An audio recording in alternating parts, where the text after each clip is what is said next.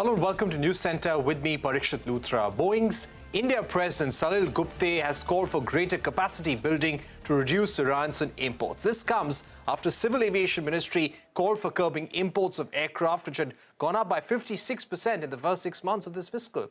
In a conversation with CNBC-TV18, Salil Gupte added that the government should reduce customs duties on MRO services. Listen in. I would say that at this stage, India is in a huge part of its growth curve as we think about growth in civil aviation. It's already the third largest civil aviation market in the world. It already has one of the largest defense forces in the world and demand for defense given the geopolitical situation in the region.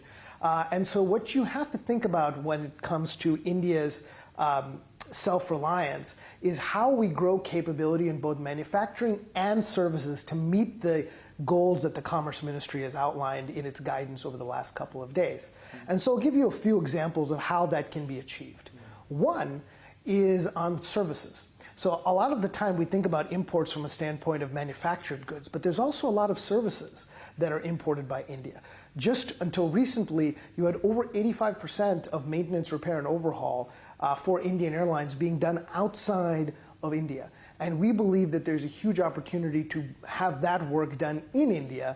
And so we've set up the Boeing India Repair, Development, and Sustainment Network with all of the major maintenance, repair, and overhaul shops, MROs, in India to develop additional capability in India across heavy maintenance, across component repair, and then of course you've seen engine repair coming up in India. That will reduce the import bill for India as self-reliance increases in services. Right. And then of course as India becomes part of the global supply chain for civil aviation and defense, you will see India's exports also increase on that side. Currently $1.5 billion a year of defense and civil aviation aerospace exports.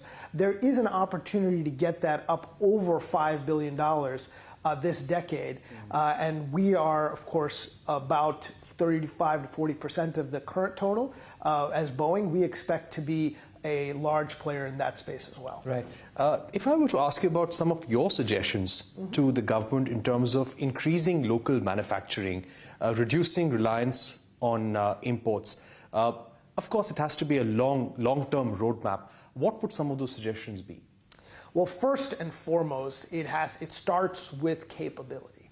And I call that end-to-end capability. So what our journey in manufacturing for Boeing in India, we've gone from $250 million of sourcing to over $1 billion of sourcing over the last few years. That's every single year, and almost all of that is for export.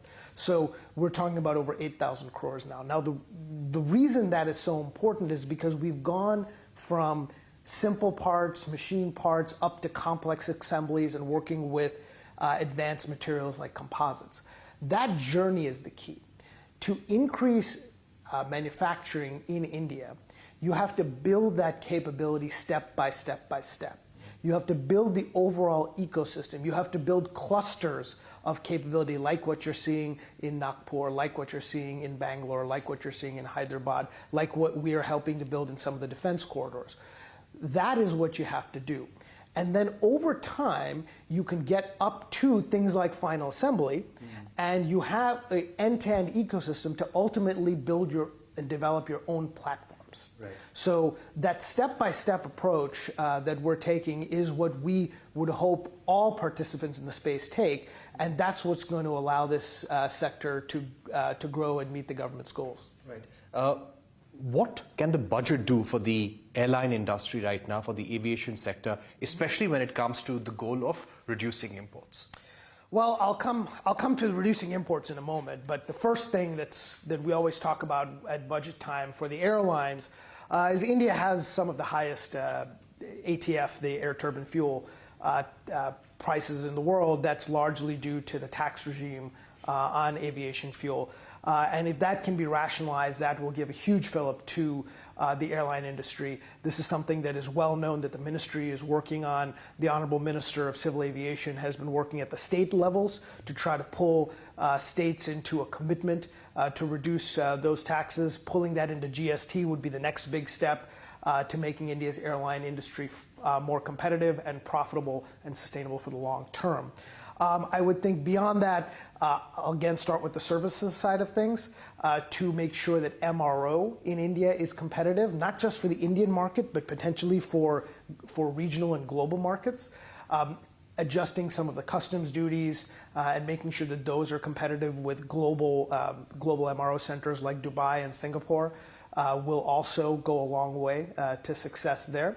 And then finally on manufacturing, I think similar to some of the smaller scale PLIs that we've seen on UAVs and drones, there's a broader opportunity for PLI for aerospace manufacturing, which is a dialogue that we're having with industry. I chair the CII Aerospace Committee. That is a big part of the discussion there with the various ministries of commerce, defense, and civil aviation. It might not happen in time for budget this year, but that is a discussion that we will continue throughout this fiscal year and next fiscal year to drive that forward, because we think that can push Indian aerospace manufacturing from that $1.5 billion level that I talked about up to the $5 billion goal and beyond. I also caught up with Boeing's Vice President for Global Sustainability Policy and Partnerships, Brian Moran, and began by asking him about Boeing's progress on its commitment of delivering 100% of SAF-compliant aircraft by 2030. Sustainable aviation fuels, or SAF, are vital to decarbonizing aerospace, and that's why we made that commitment last year to make sure that every one of our airplanes by 2030 is 100% SAF compliant. You know, if you go back in 2018, we already flew a 777 freighter on 100% SAF. We were the first to do so.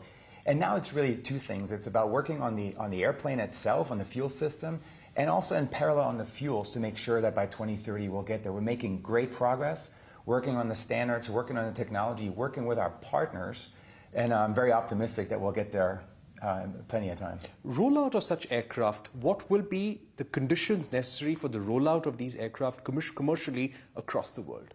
Well, we need enough SAF. That's really it. I think I'm very confident in technology. We've been de-risking and working on sustainable aviation fuels for more than a decade and a half. From the first flight in 2008 to getting 7 different pathways certified now, to, as I said, flying for the first time on 100% SAF. Now it's really about scaling it. This is not a technical problem. This is a policy opportunity and an industrial scaling opportunity. And that's why I'm really excited here in India, talking to some of our partners and the regulators about how do we do that? How do we do that together to scale SAF to where we need it to be by 2030? Okay. So India currently is considering ways to mandate blending of jet fuel with SAF. What should be the roadmap for that as per global practices? Yeah, but I think you first need to take a step back and look at the SAF potential here in India. You know, together with the World Economic Forum, we supported a study last year that looked at the potential for SAF, and I'm pleased to say there's enormous opportunity here in India for India to become self-reliant, to produce SAF for its own domestic use at scale. A couple of reasons for that. One is the abundance of feedstock. There's over 160 million tons of feedstock that you need for whether it's municipal solid waste, agricultural residues, but all the way up to renewable energy as well for some of the more advanced fuels. So the feedstock is here, but we got to get it in the right places. And some of that has to do with policy incentives. So the government has a really important role to play, and that gets to what you're talking about. Mandates are one option, and it's a viable option. What we've seen work really well, for instance, in the United States, are incentives. And that's to help bring that price differential between jet fuel and sustainable aviation fuel down, that green premium, as we like to call it. And mandates, again, can accelerate the uptake. But as I said, it's an industrial scaling challenge. And what we often see is that having the right incentives in the right places for a period of time can accelerate bring that S-curve down. Tax concessions, maybe. Tax concessions, there are in the United States, for instance, we have what's called a blender's tax credit.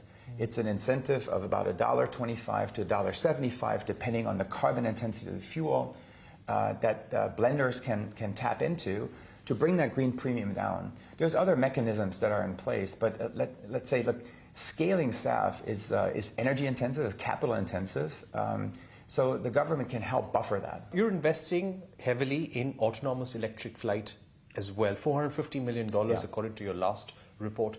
Give us a sense that when we speak about reducing emissions in the aviation industry, what are the key pillars of your strategy or key technologies that you're testing, working towards rolling out in the next couple of years? Yeah, great question. Look, we really look at 4 different pillars, 4 strategies, and it starts with fleet renewal, right? It wouldn't surprise you that as an OEM, building the most efficient airplanes that we possibly can, where every generation delivers 15 to 25% more fuel efficiency. That's our number 1 priority. Look at a market like India growing at about 7%, 2,200 airplanes needed over the next 20 years. Airlines have a lot of opportunity by replacing some of the older airplanes with new aircraft, more efficient aircraft. So fleet renewal is strategy number 1. The second is about operational efficiency. As the skies get more crowded, think of it like a traffic congestion. Flying more direct routes, having continuous descent arrival. So rather than a start-stop approach into an airport where you unnecessarily burn fuel, how do you do that more efficiently? And using the digital capabilities that are already in the airplanes and using that in the airspace is pillar number 2. Pillar number 3 is about renewable energy, and this is where sustainable aviation fuels come in. We talked already about it, but SAFs are between 50 and 80% lower CO2. You can go higher if you use renewable electricity to produce power to liquid fuels, as an example, and you capture the carbon. But SAF is really, no matter which study you look at, SAF will contribute between 50 and 75% of our decarbonization journey over the next 20 years. And then our 4th strategy, and you alluded to it, is advanced technology. Look, we're a technology company. That's why we're investing in a joint venture like Whisk, where our eVTOL vehicle, which will be battery electric, which will be autonomous, and that's why we're investing in those spaces. And we're learning. We're learning about autonomy. We're learning about battery density and how that may scale over time. What we do know is that both electricity and some of the hydrogen application are not going to decarbonize the vast majority of the emissions. 70% of the emissions are happening sort of in the 1,500 kilometer range or above. Battery technology and hydrogen will not play in that field. That's why we have a strategy that we refer to as SAF and. It's SAF at the foundation. And yes, we're investing in electric. And yes, we're investing in hydrogen. And on the topic of hydrogen, we're very proud of our learnings there. In 2012, we flew a 2-seat airplane, the first time a human being was ever flown on hydrogen technology. And since then, we've learned through different applications. But when you look at advanced technologies, we have sort of a circle that we follow through. First, we look at the technology itself. Can you get it safely certified? And once you look at the technology and the certification, you then ask yourself, does it actually make business sense for the airlines and our customers? Will this fit into their network? And then finally, what is the total climate impact of that solution? Because 0 emissions at the tailpipe does not mean that the life cycle of that fuel or that energy is actually sustainable. So that's the circle we follow when we look at advanced technology, and it informs our product strategy. All right, that was Boeing's vice president urging India to consider incentives, including tax concessions, when it comes to boosting the availability of SAF fuels and also increasing sustainability in the aviation industry in India. Moving on to an important story, and this is over the chaos we've been seeing at the Delhi airport over the last few days. Aviation Minister Jyotiraditya Scindia held a meeting with the management of all major airports after scenes of overcrowding and serpentine queues. Airport authorities in Delhi and Mumbai say they have built enough counters, but there is a shortage of CISF and government staff to cater to passengers. Daanish gets us the latest. Daanish, what are you picking up from your sources? What was discussed at that meeting? Well, in the meeting, the Civil Aviation Minister has clearly directed all airport operators to ensure that there's adequate availability of staff. Besides that, he has also taken a few key decisions, and he has suggested that they should distribute landing cards when they're mid-air, so that these cards can be filled when they're in flight, and whenever they land, this can help in easing the queues that are there at the immigration counters. Besides this, the aviation minister has also clearly directed to ensure that there is adequate machinery over there, and if certain machinery is not well upgraded, they should do long-term technological upgrades. Besides this, he has also directed officials that they should ensure that there should be more volunteers on ground, so that if people are facing any kind of issues, they can be clearly rushed to their particular boarding gates. So, but we see that this meeting has come at that point of time when we are seeing a lot of complaints regarding overcrowding at the major airports across the country. Here, the aviation minister has also directed to chalk out certain plans, since this is a peak travel season. So now the airport officials have to ensure that there are more number of people on ground, and CISF also has to ensure that there is more staff on ground, so that these issues that are happening, and it has become very common, so that these can be reduced. So all in all, if we see, Civil Aviation Minister chaired a very important meeting today, and he's clearly directed officials to ensure that there are more people on ground, and there should be more and more technology on ground. And very lastly, he also clearly directed that the Digi Yatra should be promoted, so that the rush at the airports can be eased. Okay, thank you very much, Daanish Anand, for joining us. We're going to take a short break, but coming up on the other side, Parliament's winter session kickstarts today. Government is planning to table 16 new bills in the session. A special discussion with BJD's Amar Patnaik when we're back.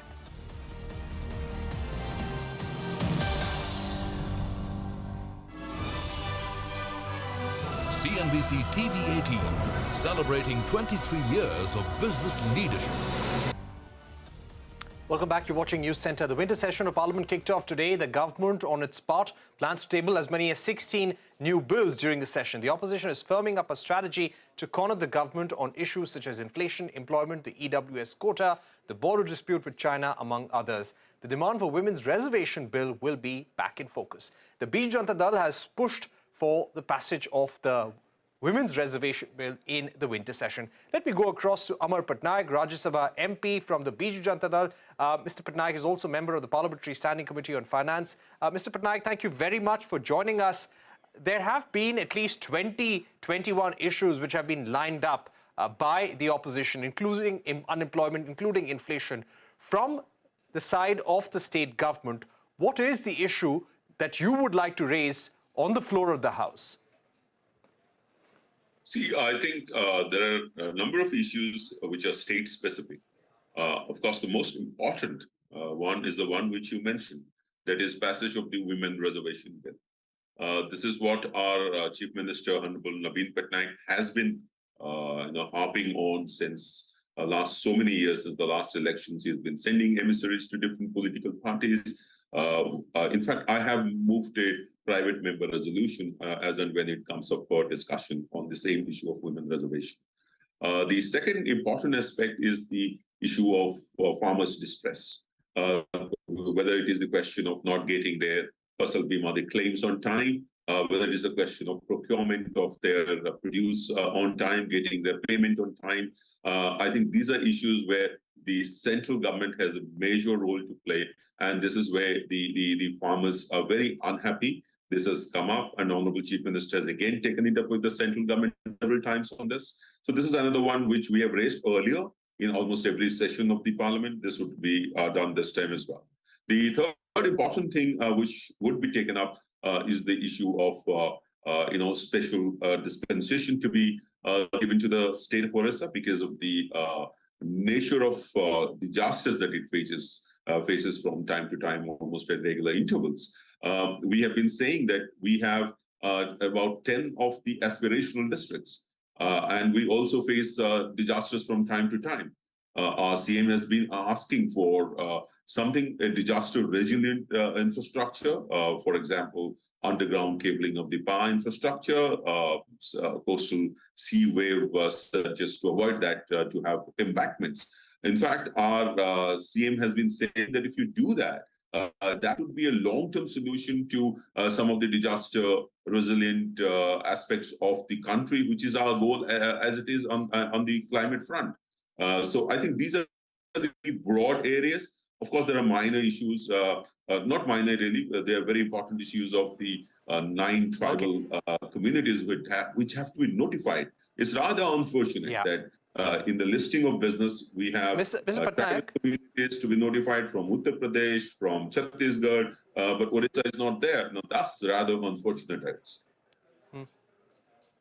Okay, Mr. Patnaik, I'd like to ask you about the recent meeting of the Parliamentary Committee on Finance on the roadmap to a $5 trillion economy. We believe that because of the pandemic, because of the war, the timeline is likely to push by 2 years to 2027.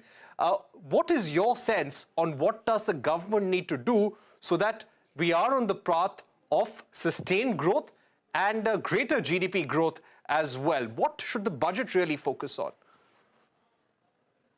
See, I think budget time is still, we have time. The consultations are going on by the finance minister with various stakeholders. But I think the global economy, I think there's an agreement on that the outlook is pretty bad. Maybe it'll get into a recession in several parts of the world, particularly the large developed economies. So that's directly going to impact our exports.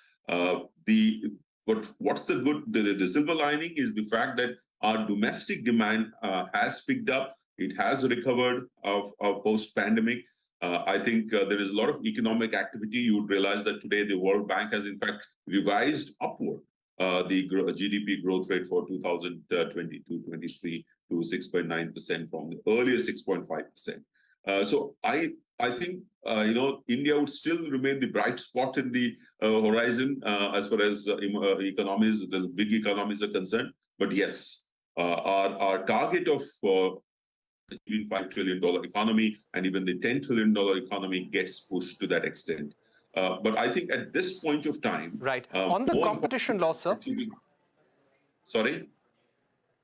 Yeah, on the competition law, Mr. Patnaik, this is an issue that the Parliamentary Committee has been looking at very closely, hearing all stakeholders. We believe that a final meeting is going to take place tomorrow. What is the committee's view as far as the measures recommended in the Competition Law Amendment Bill are concerned? And do you think certain tweaks are needed? But as you would see that the government of India is coming out with these amendments after about 14 years. So it's a big step, it's a giant step.